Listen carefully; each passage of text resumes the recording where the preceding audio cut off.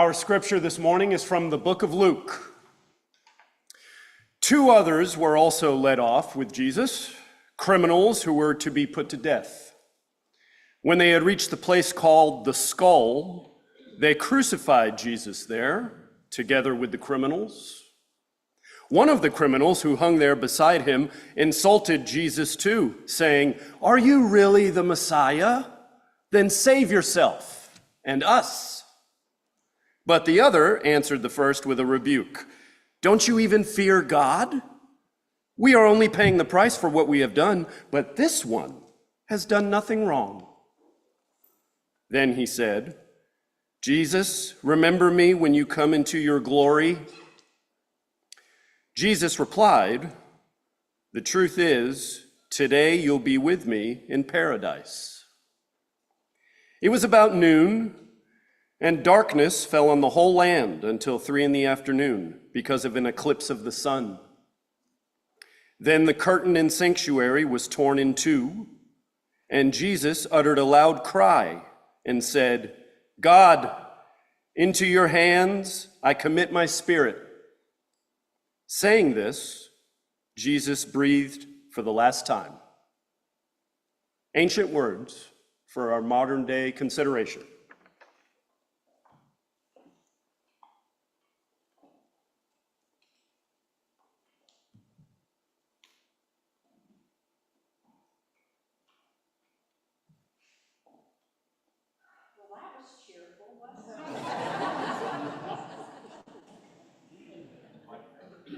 I wish I could say that this was going to be my Bible.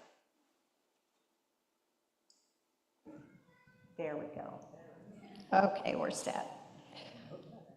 I wish I could say that this was going to be a cheerful sermon, but it's not, because sometimes life just isn't cheerful, is it? There are times in each of our lives when everything feels like it's falling apart, disintegrating in front of our eyes. You lose a job without any idea of what you're going to do next. Your business fails. Your child dies. You receive a diagnosis that sounds like a death sentence. Maybe you lose your home in a hurricane. Or heaven forbid, but maybe the person you thought was going to ruin our democracy wins the presidential election. Now, I am not making a prediction. I am only talking about a possibility. When it happens, you go numb. You can't stop crying. And it feels like the ground underneath you is shaking. Now, I hope this hasn't happened to you. Some of you it has happened to.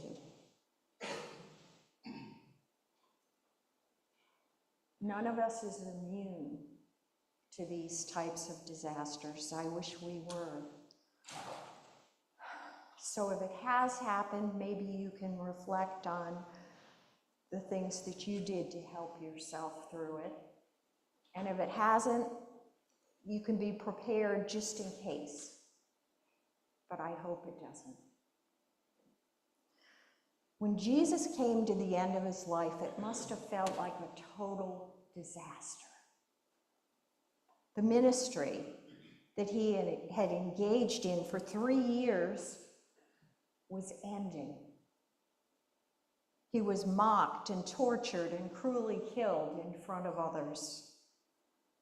His friends were also in danger, and many of them fled.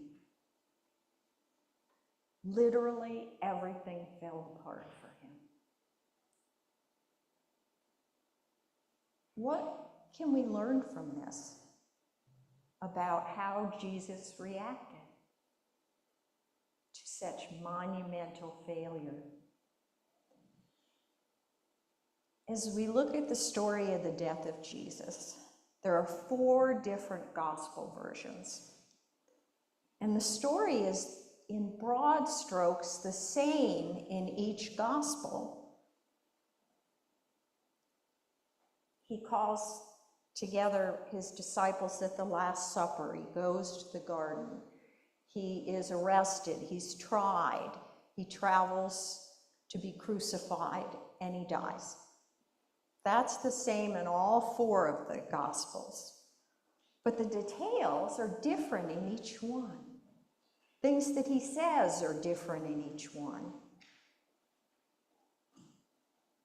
The basics, however, are the same.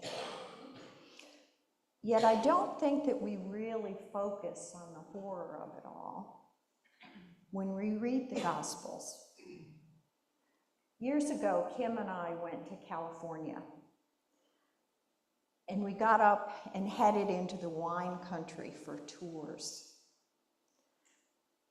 And all of a sudden, I was raving in the sunlight about the flowers and how beautiful they were and the glorious colors. And Kim was just looking at me going, "What drugs are you taking?" And I hadn't had anything to drink. We walked up to a sign that was in the shade, and so I took off my sunglasses. Suddenly, the colors were not that bright. So I went back out in the sun and I looked around, and the colors weren't that bright. And I put on my sunglasses, and wow, they were bright again.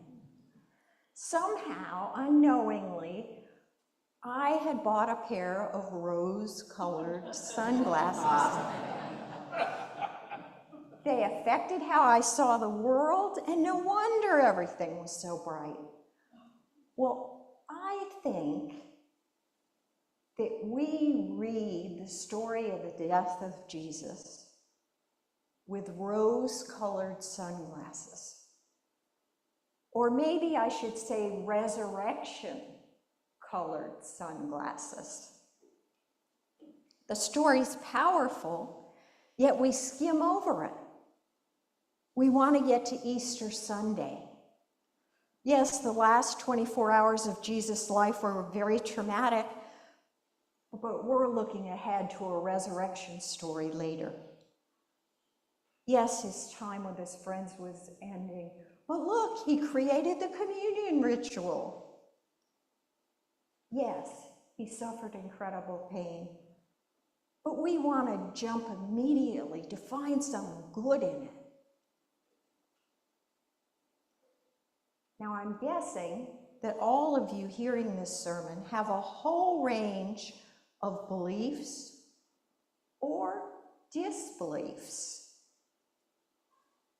about what is called the resurrection of Jesus. And for the purposes of this sermon, it doesn't matter what you believe about that. It doesn't matter what you believe happened or did not happen on that Sunday morning,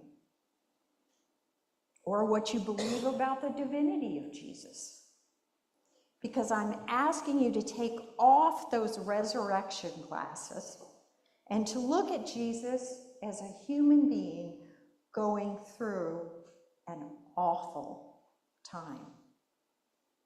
I don't want us to color it by what the future might bring. Can we do that? Often our tendency in emergency situations is to race around and try to fix things. But Jesus didn't do that. He let things unfold. However, there were 3 things he did in each version of the story. And just like our kids tend to get more out of focusing on what we do rather than what we say, let's focus on what he did and see if that can help us when we're having difficult times. The first thing he did is he gathered together with his friends. Let's look at the Bible summary in Luke. When the day of the Feast of the Unleavened Bread arrived, when the Passover lamb was to be sacrificed, Jesus sent Peter and John out with the instructions, "Go and make preparations for us to eat the Passover." They asked, "Where do you want us to prepare the meal?" Jesus answered, "When you enter a city, a man will meet you carrying a jar of water. Follow him into the house he enters. Say to the owner of the house, 'The rabbi asks, where's the guest room where I can eat the Passover meal with my disciples?' The owner will show you a large furnished upper room. Make the preparations there." They went out and found everything as Jesus had told them, and they prepared the Passover. And when the hour had come, Jesus took a place at the table with the apostles. And Jesus said to them, "I've longed to eat this Passover with you before I suffer."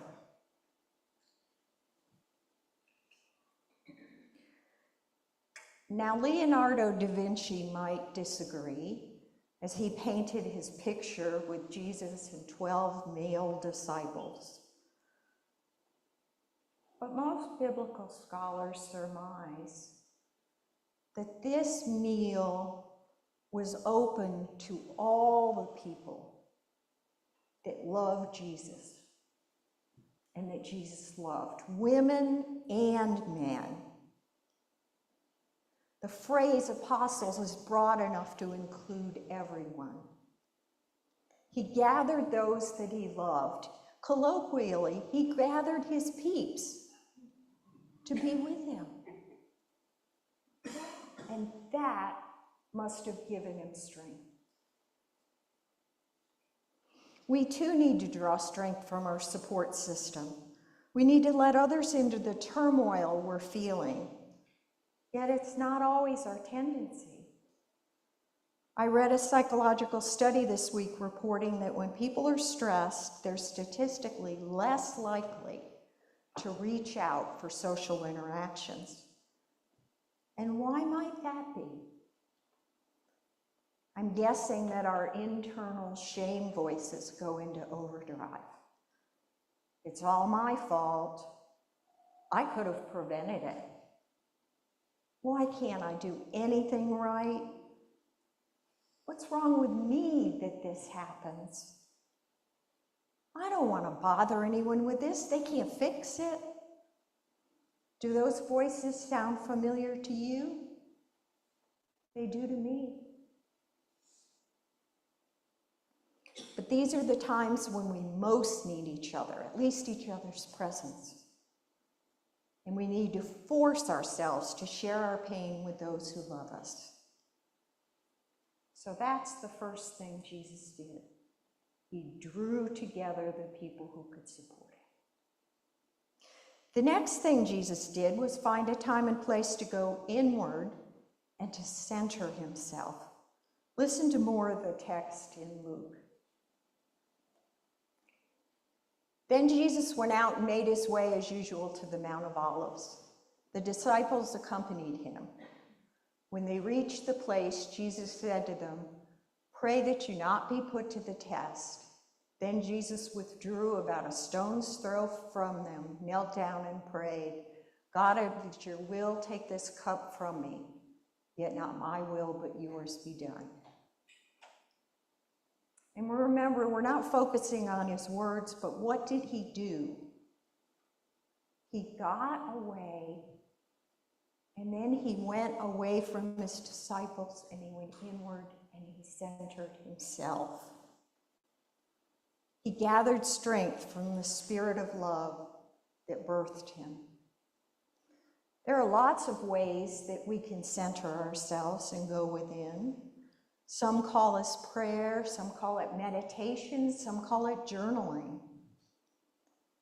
One way that was not available during Jesus' time, but that it is available during our time, is therapy. It helps us to hear our own voice amidst all those voices around us. When I was in seminary, I was in my 40s, and I began to remember previously forgotten experiences of abuse. And as you imagine, it rocked my world and the world of my family. One of the most helpful things I did was therapy, and I was in therapy for a number of years. It helped to keep me on a level keel. It helped me process. It helped me hear my own inner voice and the voice of the Spirit of love, and to move through the pain. So going inward and centering is the second thing that Jesus did. The final thing that Jesus did through the whole ordeal was that he focused on being kind. We heard about his interaction with the two that were crucified with him, and they're going back and forth. And he responds lovingly and kindly to them. You know how when you're in the hospital and the doctors and nurses come around and they say, well, tell me what your pain is like on a scale of 1 to 10. And they ask you that continually. Well, I'm guessing that by that point on the cross, Jesus' pain was 11 or 21 or 31. But yet, he stayed kind. I don't know about you, but pain makes me crazy. And I say all kinds of things to my family that I regret. In the accounts of his death in all 4 Gospels, and I challenge you to go and read through them, he interacted with so many different people. He interacted with soldiers and with his disciples and with Herod and with Pilate and with the people who were crucified with him and the crowds.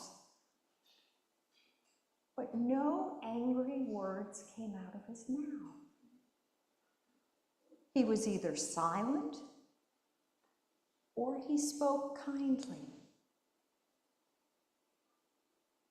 I'm guessing part of this was because he'd drawn strength from his friends, and he'd drawn strength by going inward. Now, I don't expect that we are automatically going to be like Jesus with this. When we're dealing with our world falling apart, I never have been.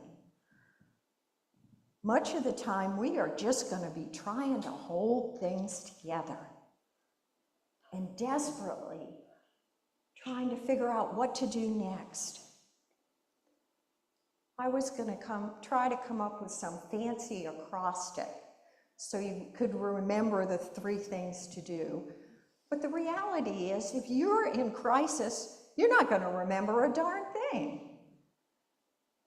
But if, in a moment, when the panic subsides, maybe you can think back to Jesus and what he did at the end.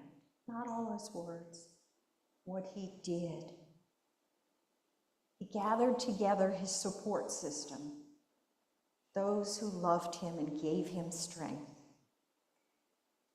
He set aside the specific time to go inward, be it prayer, meditation, therapy, or whatever works for you. He got in touch with the Spirit of love who birthed him and who literally was holding him up as he went through this period. And finally, he focused on being intentionally kind in his interactions with others. I'd like to close with a poem by John Riddell about kindness when things fall apart. When the world goes mad, be wildly kind to everyone. Everyone? Everyone. Everyone. You can't control much, but you can control how you treat others. In these breaking news, heartbreaking times, when nothing seems certain, let raw kindness be a certainty.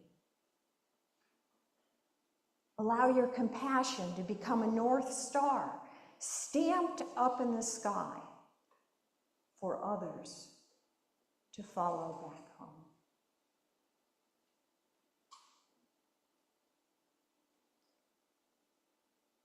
Thank you for bearing with me on this difficult topic. And now it's time for you to go inward and figure out how you would preach this.